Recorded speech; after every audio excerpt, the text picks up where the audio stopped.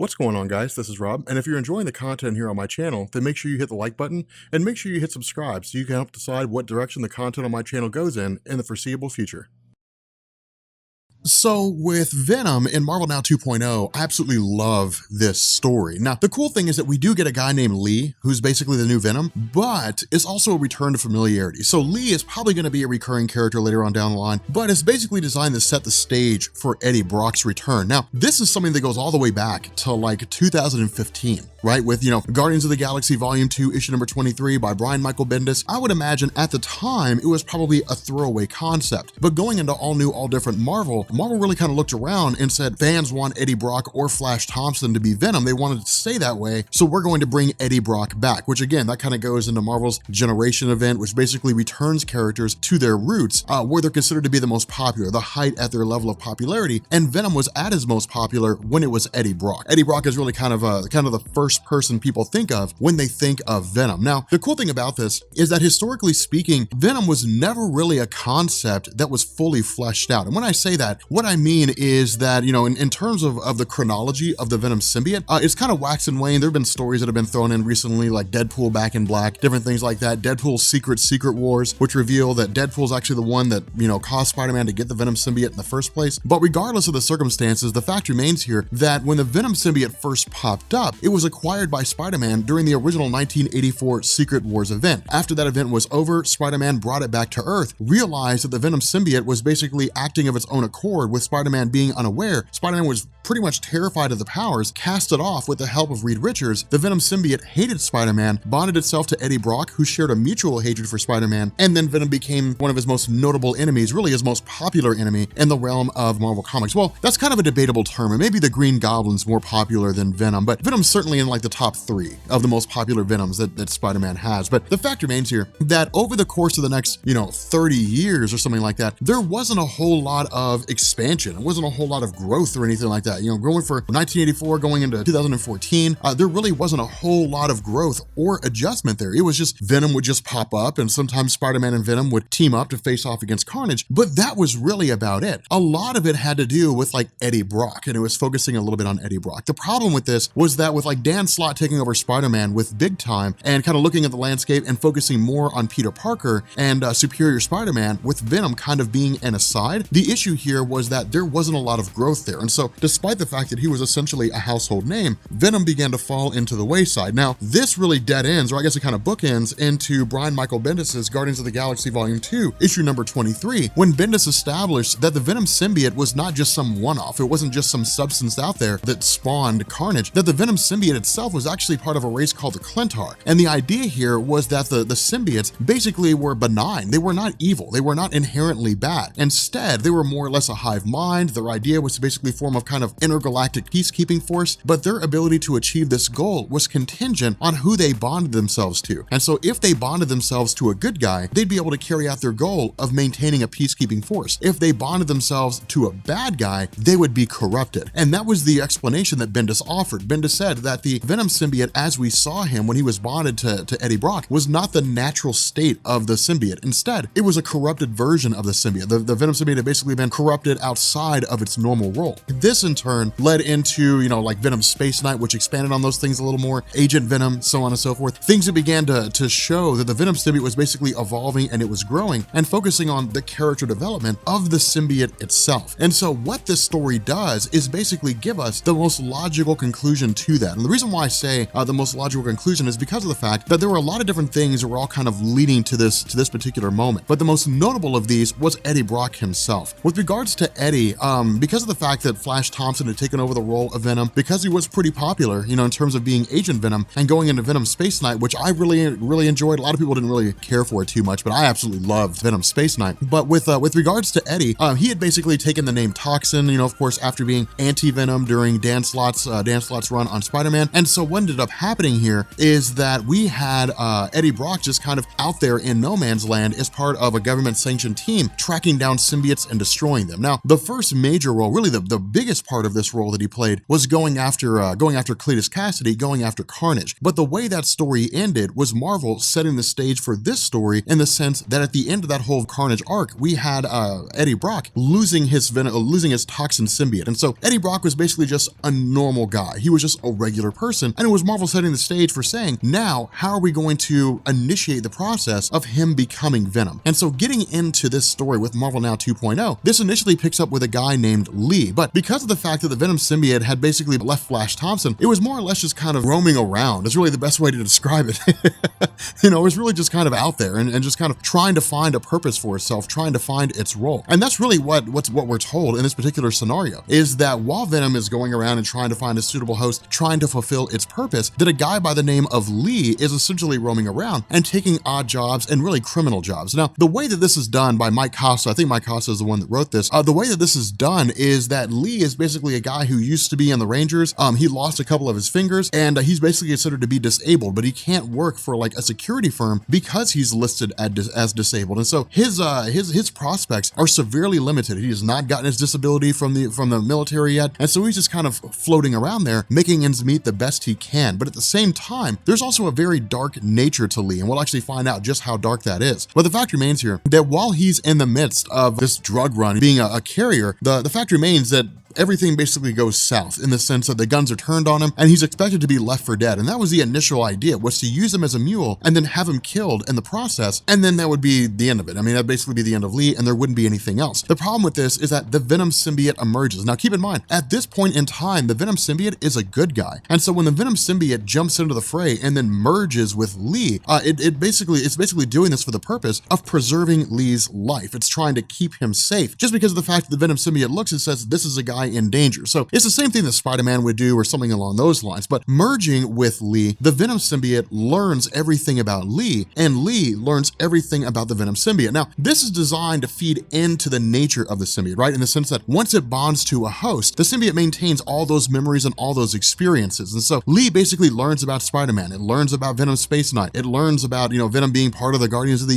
the Galaxy. It learns about, Agent Venom and so on and so forth. And so Lee effectively becomes the new Venom and then takes a few of these guys out and really calls it a day. Now, at this point, it's a full-on exploration into what Lee does with these new powers. And that's one of the reasons why I love this so much, is because the entire time that Lee has these abilities, the Venom symbiote is like, look, you can't kill people. You have to be a good guy. You can't commit crimes. You can't do bad things. And so what ends up happening here is that where we would normally expect the Venom symbiote to dominate its host, instead, Lee dominates the Venom symbiote. And that's the cool thing, is it basically forces the symbiote into subservience. Now, what this is also doing is, again, it's basically exploring the symbiote itself. And that's one of the cool things here, is because Mike Costa writes the symbiote in a way that makes him very, very human. The symbiote has a lot of very human qualities. And that's one of the things that always stood out. Previously, especially in the early days of Eddie Brock, the Venom symbiote was no different than Spider-Man's suit. I mean, you wouldn't expect Spider-Man's suit to talk, so why would you expect the Venom symbiote to talk itself? But again, with this little tidbit coming out of Agent Venom and Venom Space Knight and so on and so forth, it's cool to see this kind of expansion, this kind of growth. And so what we end up finding out here is that this particular contract that was assigned to Lee by this enigmatic guy who had reached out to him and offered him this job was done on behalf of Black Cat. Now, this whole role of Black Cat being, a master criminal running this great big huge criminal underground, this all comes out of Dan Slott's run on Superior Spider-Man and Amazing Spider-Man. So we'll cover that as we go through those stories, going into all new, all different Marvel and different things like that. But the fact remains here that Black Cat's basically running this massive criminal empire in a lot of the same way that Kingpin did. Now, the reason why I say this comes out of Superior Spider-Man is because we're actually going to come up on a story pretty soon in our Superior Spider-Man videos when Dr. Octopus as Peter Parker rolls into New York and takes out Shadowland and Kingpin just bails. Of course, we'll explain what Shadowland is within the confines of that story, but it basically set the stage for somebody to fill the power vacuum of the Kingpin when he left, and that's exactly what Black Cat did. Now, the other half of this is Lee basically goes to Black Cat and says, hey, look, like,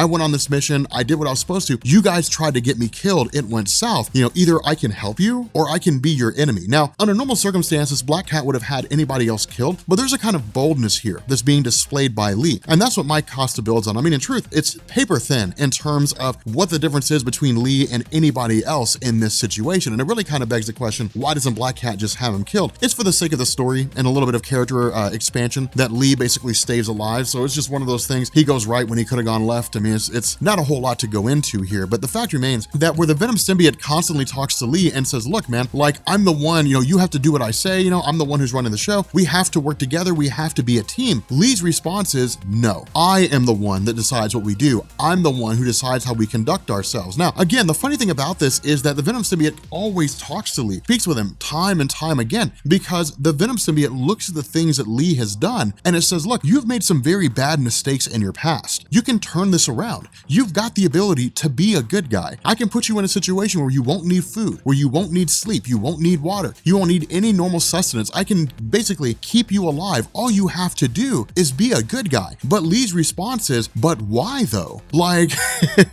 why would I want to be a good guy? One, it's easier to be a bad guy. I can get what I want faster, and I'm going to take over Black Cat's entire criminal empire. I'm going to be the one to seize control of everything. I'm going to be the one to run the entire show. And so because of this, Lee basically begins this process of tracking down these different guys, of grabbing these different individuals, and essentially trying to take out the criminal empire of Black Cat over the course of, you know, the next few days or something like that. But it's just like some of these small time henchmen starting at the bottom and working his way up to the top. Now, the funny thing about this is that despite the fact that Lee is a killer, despite the fact that Lee is a bad guy, and despite the fact that the Venom symbiote's trying to make Lee be a good guy, the Venom symbiote could leave. But this is part and parcel to the role that he's playing. And that's why I think it's so cool, is because the symbiote's trying to turn around Lee's ways, trying to make him a good guy, trying to fix him. And so where we have, you know, federal agents who bust in, who are tracking Lee, you know, who are trying to arrest him, where some of them open fire after recognizing what the symbiote is, the symbiote jumps to the help of Lee. And so again, it's really kind of interesting here in terms of how all this unfolds, as far as them growing, as far as, you know, the Venom symbiote working alongside Lee himself. But again, this is when we start to kind of get into some of the weaknesses that deal with the Venom symbiote in terms of fire, sonics, different things like that. Because remember, Lee is learning a lot about what the symbiote can and can't do, what it's able to get away with, what its strengths and its weaknesses are, some of which is explained by the Venom symbiote, some of which is learned by Lee himself in terms of just absorbing the memories of the symbiote. But the cool thing here is that one of the people working for Black Cat is Matt Gargan. Now, that guy is Scorpion. And remember, he was a host for the Venom symbiote at one point. When he was part of like the whole Thunderbolts, Norman Osborn during Dark Reign, he was using the Venom symbiote for his own ends. And so the battle between Scorpion, who's been sent after Venom, or I guess after the Venom symbiote by Black Cat, and Venom and Lee himself, it's personal. It's a personal conflict. It's personal for Venom because of the fact that he doesn't want to go back to being the kind of person he was under Gargan. It's personal for Lee because Gargan's trying to kill him. So it's pretty straightforward here. But then we end up having like the entire situation, the entire scenario broadcast over the internet, and Spider-Man catches it. Now, this is actually the first skirmish between Spider-Man and Lee as Venom. And what ends up happening here is Lee basically realizes how capable Spider-Man is in terms of his whole fights against the Venom symbiote. And even then the Venom symbiote says, no, Spider-Man's a hero, you can't hurt Spider-Man. And so this ultimately kind of leads to Lee basically vacating and having to run off. Now, in response to this, we actually get a little more in depth, a little more of a discussion in terms of Lee himself. And what we learn is that Lee is actually the byproduct of a pretty abusive father. And that's the reason why Lee is so dark. Lee is basically a guy where the world hurt him, so he's gonna hurt it back. It's a very childish reaction to a scenario, but the idea here is that Lee himself is basically just feeling pain, he's feeling struggle, he's feeling anger, he's angry, and he wants to lash out at the world. And that's what the Venom symbiote begins to realize, that Lee is just an angry, hateful human being, that Lee made terrible decisions. Lee has done awful things. He's killed people, innocent people, simply because he could. And so because of this, the Venom symbiote says, there really is no hope for you. There really is no way to save you. You are legitimately a bad guy. There's no way that you can be turned around. There's no way that you can be fixed. And so where some of these agents, I guess, you know, some of these members of the FBI end up sending out their own forces to try to take down Venom, in the end, they're completely unsuccessful. And so what ends up happening is they basically contact Eddie Brock and his team for the purpose of tracking down the Venom symbiote and bringing it back in. Because remember, Eddie Brock at this point more or less specializes specializes in this kind of thing. And so what happens is we get this really, really cool play-by-play. And that's one of the things that I love the most about this when it comes to Mike Costa, because it's basically Eddie Brock combining his own experiences being Venom, as well as his experience tracking down and facing off against other symbiotes. Now, in truth, I would say the two most important aspects, the two most important bits of knowledge that Eddie Brock has under his belt is his knowledge of the Venom symbiote and his knowledge of facing off against Carnage, because I would say Carnage is probably the most deadly of all the symbiotes, just because of the fact that Cletus Cassidy is so insane. And so because of that, Eddie Brock's initial response is, what, do you guys have sonics? Do you guys have fire? Do you guys have any of the things that we can use, on this helicopter to take down the symbiote? Their answer is no. And so the response is, okay, well, if you guys have boots on the ground, then we'll just simply have to make do. Hence the return of Spider-Man. Now, this is kind of cool here because this is Spider-Man just kind of being silly and being goofy, but it's also Lee basically wanting to kill Spider-Man. Now, keep in mind, because of the fact that the Venom symbiote has basically rectified its ways, because the Venom symbiote is a good guy, it doesn't look at Spider-Man with extreme hate. It looks at Spider-Man as he's a hero. Now, this is a stark contrast to the way things used to be, because the Venom symbiote hated Spider-Man back in the day. It's the whole reason why it bonded itself to Eddie Brock to get revenge on Spider-Man. This is really designed to kind of show us how far it's evolved, to show us how far it's come in terms of how it's grown as a symbiote, how it views the world, and how it views itself. And so because of this, where Lee wants to kill Spider-Man, the Venom symbiote says, no, you cannot kill Spider-Man. Now, the crazy thing about this is that the symbiote's fighting back as best it can, but it's really more of like a psychological thing. And that's the other half about this. It's one of the reasons why it's really kind of cool, is because Mike Costa toys with this idea that the Venom symbiote is a thinking thing. It is a thinking organism. I mean, that's been established for quite some time. If the Venom symbiote can think, then can the Venom symbiote succumb to psychological impact? Can it be brainwashed? Can it be tricked? Can it feel helplessness? And so because of that, we see these things playing out, where the Venom symbiote is basically saying, hey, look, you can't kill Spider-Man. The fact that it's still bonded to Lee, the fact that it's fighting back as best it can, but can't maintain control, is an indication that the Venom symbiote feels helpless here. The Venom symbiote feels like it can't really do anything to stop Lee from using its powers. Now, at this point, we basically transition to Eddie Brock, meeting with Spider-Man for a split second and saying, hey, look, I have a plan, but you're not going to like this plan. You're really going to hate this plan. And so because of this, what Spider-Man does is it appears to the symbiote itself, look, leave Lee and come back to me. We can make things the way they used to be. Now, in truth, Spider-Man is like the Venom symbiote's first love, right? I mean, it's Sally in the 6th grade, when we were sitting in English class and I was like, man, she's gorgeous. And I couldn't quite ask her out. Eventually I did one day, and it was my first kiss, and it's one that I'll never forget. That is the Venom for Spider-Man. It's his first love, and you never forget your first. And so because of that, where Spider-Man says, hey, look, come back and things will be like they used to be, Venom jumps at the opportunity. He's like, yeah, man, we can take things back to the way they used to be. I am down with that. I am very, very excited. Now, this is when Mike Costa really begins to focus on the idea of the Venom symbiote, in the sense that where Lee says, no, you're not going anywhere, the Venom symbiote's fighting back against Lee. And it's basically the symbiote kind of, beginning to realize again, sort of reiterating what it's discovered already, that Lee is beyond hope, that Lee cannot be saved. Lee is just a genuinely bad guy. He's effectively hopeless. And so because of that, Venom can't fix Lee. And if Lee's not going to fix himself, then Venom's simply just going to walk away. And so overpowering Lee, it simply leaves, and it begins making its way towards Spider-Man. Now, at the moment this happens, Spider-Man, of course, calls on Eddie Brock and these different guys, and they immediately begin bombarding it with sonics, which of course allows Spider-Man to capture the Venom symbiote. Hence the reason why the Venom symbiote will basically re-emerge or rebond itself to Spider-Man, because now it's a feeling of betrayal. Now it's a feeling as it put its trust in Spider-Man for a split second and was immediately betrayed. And so in the mind of Venom, it is, okay, you're just as bad as I remember. Now, this is not Mike Costa just throwing things away. It's not a story for the sake of convenience. All the character development that's been built up here with the Venom symbiote makes this make sense, because the symbiote itself has felt fear, it's felt anger, it's felt love, it's felt wrath, remorse, all the emotions that a normal human being feels. The symbiote is very human in terms of how it functions. Its desire to be a good guy, its desire to plead with Lee, to get Lee to turn his way around. All this character development comes to a head in the feeling of betrayal. The most fundamental feeling that anybody could ever feel is the feeling of being betrayed. And so because of this feeling of betrayal leads to anger. It leads to wrath. And so where the Venom symbiote is taken away, Eddie Brock goes to see it. Now, initially he's stopped. He's like, look, man, only people with authorized clearance are allowed allowed to be here. You can't be in here. They're prepping it for transport. And Eddie Brock says, well, you know me, I just wanted to see it real quick. Basically kills the guy who was guarding the door, steals the Venom symbiote, and takes off. And so what we have coming up now, which I think is actually going to go back to the original numbering with issue number 150, we're going to get the next version, or I guess the next story arc of Venom with Eddie Brock. Now, I'm really excited to see where this goes. I'm really excited to see what happens. I think it's going to be pretty amazing. I think it's going to be pretty solid, but for the most part, the Venom symbiote feels at home now. It feels like its role is complete. It's back where it belongs, in the hands of Eddie Brock. But with that being said, guys, we're gonna bring this video to an end. If you are new here to Comics Explained, make sure you guys hit the sub button to become part of the Rob Corps. If you guys enjoy this video, make sure you drop a like, and yeah, I will catch you all later. Peace.